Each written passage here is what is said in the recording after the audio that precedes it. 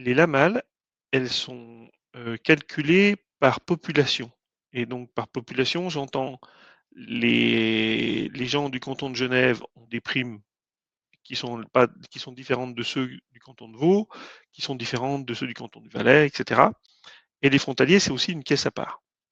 Et ce qui s'est passé, c'est que Elzana, qui a été un des premiers à rentrer sur l'assurance maladie des frontaliers, heu, elle est rentrée un peu sur la pointe des pieds et les gens n'avaient pas trop le choix, hein, rappelez-vous à l'époque.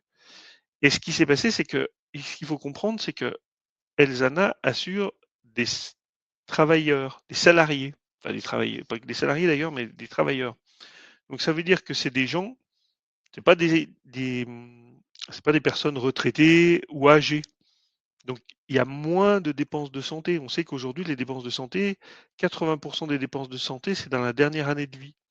Et donc ça veut dire qu'en termes de dépenses, bah, ça coûte moins cher parce qu'elle a des actifs.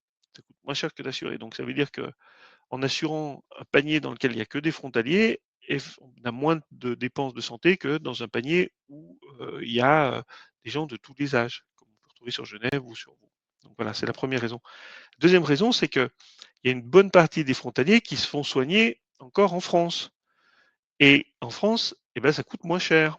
Et donc du coup, eh ben, ça permet, enfin c'est pas que ça permet, c'est que parce que les caisses, elles sont surveillées, elles ne peuvent pas engranger des bénéfices trop importants, c'est encadré. Et si ça vous intéresse d'ailleurs, il faudrait qu'on sollicite une caisse d'assurance pour les faire intervenir, qu'ils expliquent tout ça. Mais...